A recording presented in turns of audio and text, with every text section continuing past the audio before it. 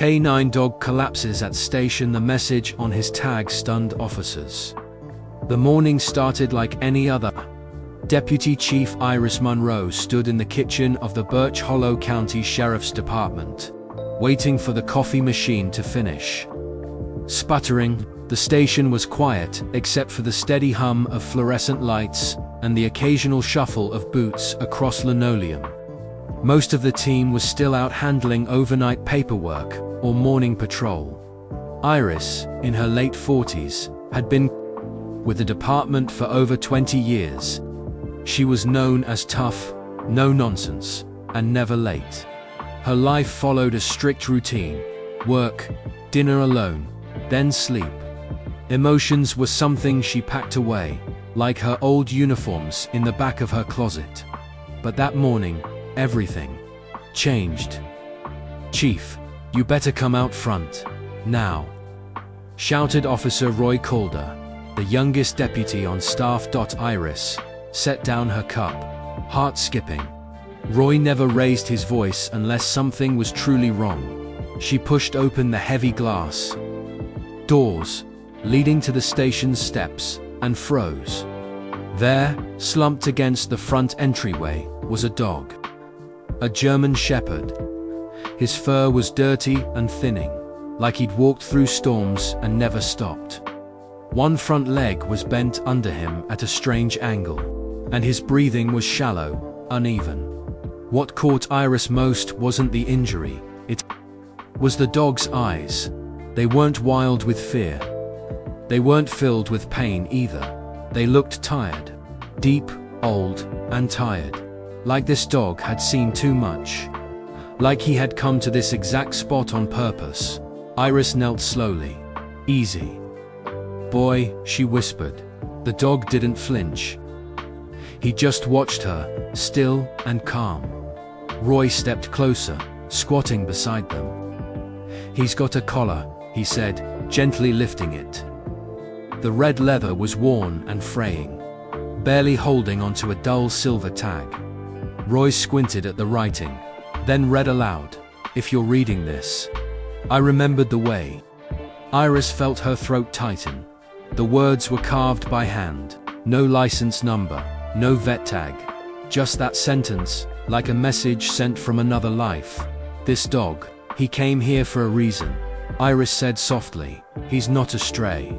He's a soldier." They carried him inside with quiet care. Not like an emergency, but like someone tucking in a child after a long journey. No one asked if they should call animal control. Iris had already decided they were going to take care of him. For now, this dog belonged to them. They laid him on an old wool blanket in the break room. Roy brought a bowl of water. Officer Letty Griggs shredded part of her breakfast sandwich and placed it on a napkin. The dog didn't gobble it up. He ate slowly, with care, like he didn't want to make a mess. Iris stood nearby, arms crossed. She didn't know why her chest felt tight. She had seen far worse accidents, violence, heartbreak, but this quiet moment cut deeper. They started calling him Valor. It just felt right. A name that means courage. A name that fit the way he showed up alone, worn out, and still holding on to something unseen. By noon, Valor had become part of the room. He lay near the window, ears flicking at every sound. When the radio buzzed, he stirred. When boots echoed down the hallway, his eyes followed. It was as if he recognized the rhythm of police work. Was he K9? Letty asked. Iris didn't answer. Right away, maybe, she said at last. Or maybe he just belonged to one. That night, Iris found herself back at the station. She wasn't on call. She wasn't needed.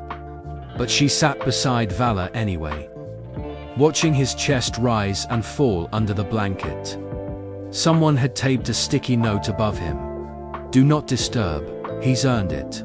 She didn't pet him. She just sat, letting the silence wrap around them like a warm coat. Valor opened one eye, let out a soft sigh through his nose, and closed it again. "You're safe now," Iris whispered. For the first time in years. She felt like maybe she was too.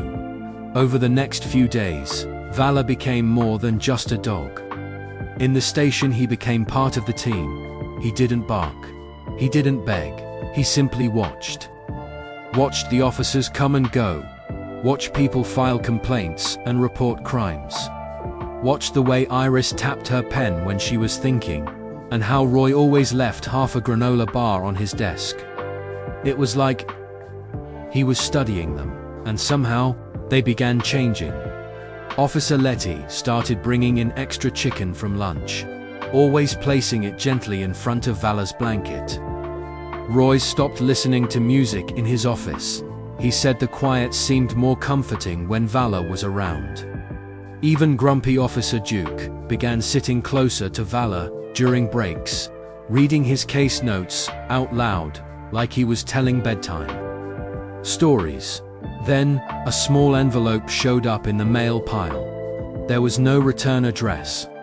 Just the words, "To the ones who found him." Inside was an old photo. A young boy, maybe 10, stood grinning next to a puppy, clearly the same German Shepherd. Only younger, and full of life. Both the boy and dog were covered in mud, smiling like they'd just won a great adventure. In the bottom corner, written in blue ink, were 4 simple words: 2000, Crescent Falls, my partner.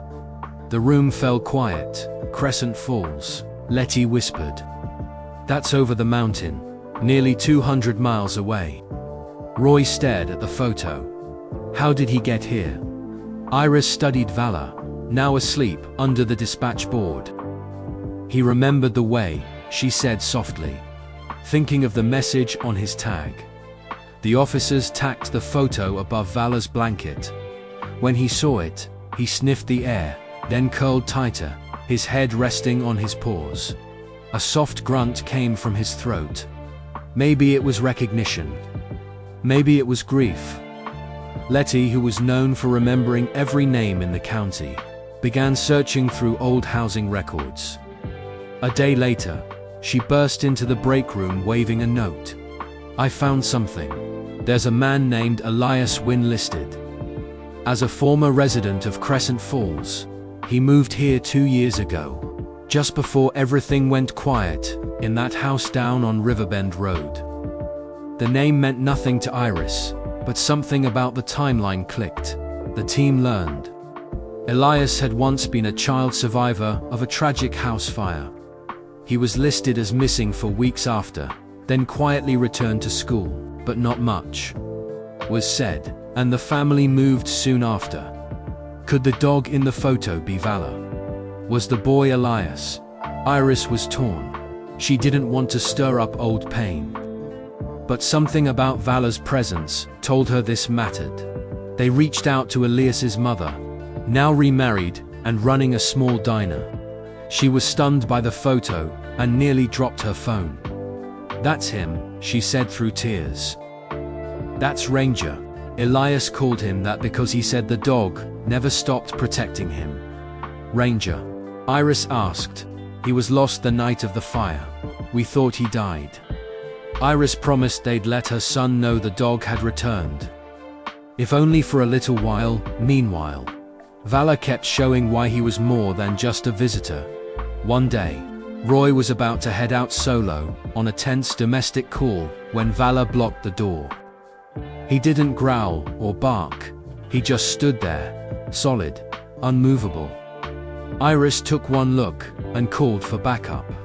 The call ended up being dangerous.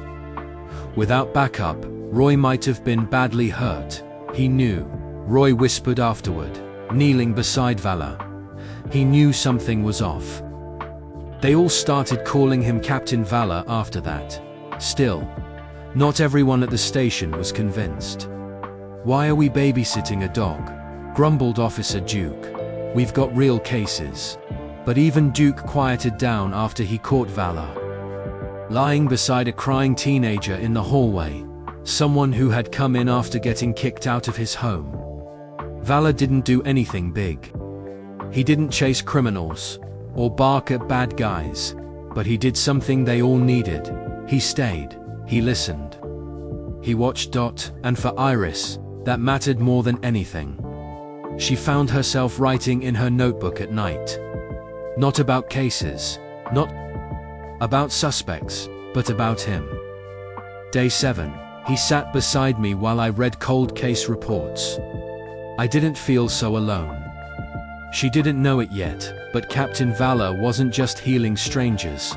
He was healing her too. Captain Valor had become a quiet legend in the Birch Hollow Sheriff's Department. People in town started visiting just to see him. Some brought treats, others brought drawings or thank you notes. A few just came to sit beside him. One little girl left him a felt badge, shaped like a star. It said, "For being the bravest." Still, the biggest mystery stayed in the air like fog. Why had he come here? One afternoon, a letter arrived in the mail. It came from a retired fire chief named Henry Graves, now living 2 counties over. Inside was a shaky note and a newspaper clipping. The note read, "I saw your dog on the news. I think he saved my life once." The article showed a photo of a younger Valor, back when he still looked strong. It was taken years ago, in front of a burned-down house. The headline read, "Dog alerts family to gas leak. Fire chief rescued." Iris read the letter twice. She stared at Valor, sleeping by the heater. Could he have returned here? Trying to connect all the dots. That night, Iris made a decision. She loaded Valor gently into her old truck. She wasn't supposed to take him off duty, or leave the county, but something in her heart told her it was the right thing to do. She drove to Crescent Falls, the place written on the back of the photo. The town was quiet, almost forgotten. Trees grew wild over sidewalks, and shutters hung loose on old homes. Most of the houses were boarded up. Fires and floods had cleared out most of the town over a decade ago. Iris followed the only road until she reached the address she'd found in Letty's records. The house was gone, but a large tree stump remained near the edge of the property. As Iris opened the truck door, Valor stirred. He stepped out slowly, one paw dragging slightly, but he moved with purpose. He limped to the stump and began sniffing. Then he pawed at the dirt. Iris dropped to her knees beside him. She dug slowly, brushing away dried leaves and dust. Her fingers hit something, an old metal tin, rusted and bent. Inside was a small time capsule. She opened it carefully. Inside were a child's drawing of a boy and a dog, a blue friendship bracelet, and a folded note. The paper was fragile, yellowed from time. Iris read it aloud. "If you find Valor, tell him. I wasn't afraid. I waited. I knew he'd come back." Her voice cracked. She looked at Valor. His eyes were closed, but his ears twitched. "I think he was trying to finish something," she whispered. Suddenly, Valor collapsed again. Not hard, more like he gently lay down, as if saying, "I've done it." Iris knelt beside him, tears welling in her eyes. "Hang on," she whispered. "You made it, just like your tag said." She wrapped him in a blanket and called the station. Roy answered. "Chief, where are you?" "I'm in Crescent Falls," she said. "I found where he was trying to go. I found his message." There was silence on the line. Then Roy said softly, "Do you need us?" "I think we all needed this," she replied. Back at the station, officers gathered around when she returned with Valor. They cleared a space near the photo wall and laid him down gently. Some of them wanted to bury him right there, in the place he had protected. Others thought he should be honored in Crescent Falls, where his journey began. Iris sat silently, Valor's head resting on her knee. "He came back here," she said. "He chose this place. He didn't come to die, he came to give something back. Maybe this is home." The room nodded in quiet agreement. No one talked about the law or protocol. No one questioned her trip. They all just watched the old dog lying in peace, his mission complete.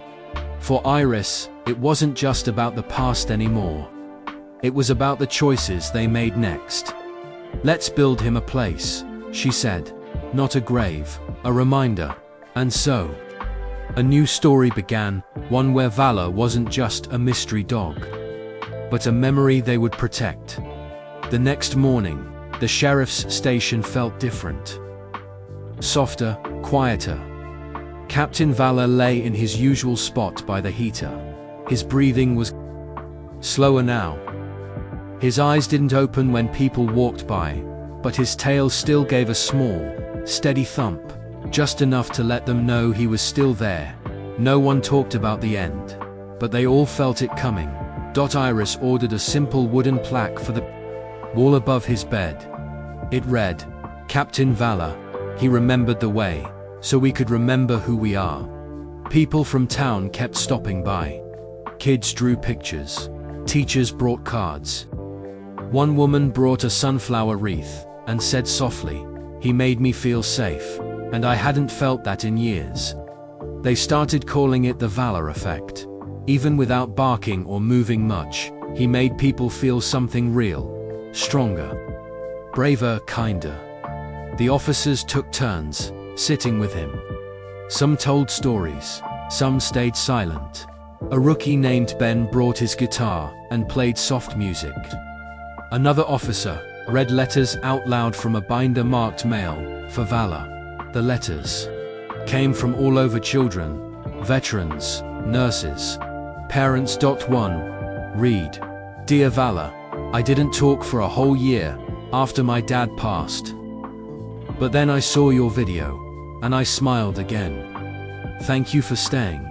Another said, "I used to be scared of the police, but if they loved you, maybe they're not all scary after all." Then came the little girl with the red felt badge. The same girl who had left it before. She walked in with her grandmother, shyly holding something new, a small stuffed dog. She placed it gently beside Vala and whispered, "So you won't be alone." Iris wiped her eyes. Later that week, the department held something special, a Vala Day. No speeches, no cameras, no big signs. Just folding chairs, a grill out back, and a table covered in cookies and notes. They weren't sure how many people would show up. Over 100 came. Families, firefighters, retired officers, kids with crayon drawings, nurses in scrubs, strangers who only knew the story from a shared video. Everyone took turns petting him. Some knelt beside him and cried. Others smiled and told him, "Good boy." Vala didn't move much, but he seemed to hear them all. His tail wagged, slow and steady. Spencer, the youngest officer with the best camera skills, filmed one last short video that night. It showed Vala laying near the fire pit, stars above, quiet music playing in the background. The caption read, "The kind of hero who doesn't chase anything because he already caught our hearts." The video went viral again. But this time, it wasn't just about views, it was about connection. People said watching Vala helped them feel again. One person wrote, "I haven't smiled in months, but when I see that dog, I remember how." That winter, Vala's bed was moved closer to the fireplace. Someone added fairy lights above it. The soft glow made his fur look golden. At night, his steps were slower. His eyes opened less. But he was still there. One snowy morning, Iris walked in early and saw that his chest wasn't rising. She knelt down beside him. His body was still warm, wrapped in the soft blanket the girl had left. His eyes were closed. His face was calm. She didn't say anything at first, just sat there with him. Then Roy came in. Then Letty, then Spencer. One by one, the whole team gathered. They lit a candle. They whispered thank you. Someone laid the felt badge on his side. "Captain," Iris said softly, "we've got it from here." They buried him in the memorial garden behind the station, beneath a young oak tree. The same place where they'd painted his mural, surrounded by officers, townsfolk, and sky brushed with pink and gold. There was no speech, no sirens, just boots in the snow and hearts saying goodbye.